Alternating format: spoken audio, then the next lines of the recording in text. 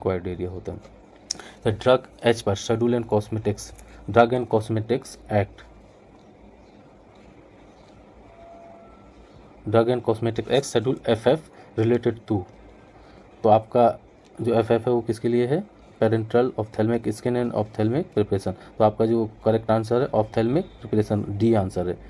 तो इसमें आपका शेड्यूल F1 होगा, शेड्यूल F2 होगा, शेड्यूल FF होगा, तो ये आपका एक होगा आपका सर्जिकल ड्रेसिंग की लिए रहता है, और भी हैं, तो इसको शेड्यूल F1 FF ये मैं शेड्यूल के जो क्वेश्चन कवर करूँगा तो उसमें आपको सब लोगों को एक्सप्लेन करके डिस्क्राइब कर दूँगा।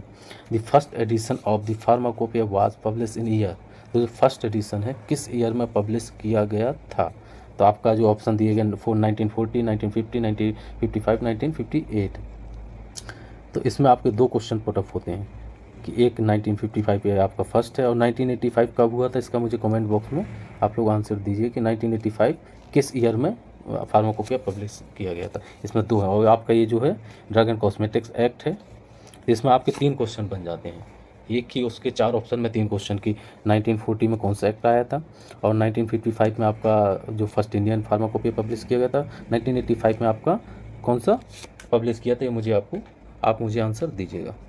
नेक्स्ट है Coca opium and hemp comes under the, किस शेड्यूल के अंडर आता है, तो आपका फर्स्ट दिया insecticide act, poison act, dangerous act and spurious drug act, तो जो करेक्ट आंसर है आपका डेंजरस एक्ट। तो ओपियम हेम्प एंड ये जितने भी नार्कोटिक ड्रग्स हैं ये आते हैं आपके डेंजरस एक्ट। और डेंजर एक्ट कब आया था, कम्स टू दी ईयर, किस ईयर में आया था, ये मुझे आंसर दीजिएगा कि 1930 में आया था कि 1931 में आया था कि किस में आया था, आप लोग मुझे इस क्वेश्चन का आंसर दीजिएगा। मतलब एक MCQ में आपके 2-2, 3-3 क्वेश्चन पुटअप हो जाते हैं।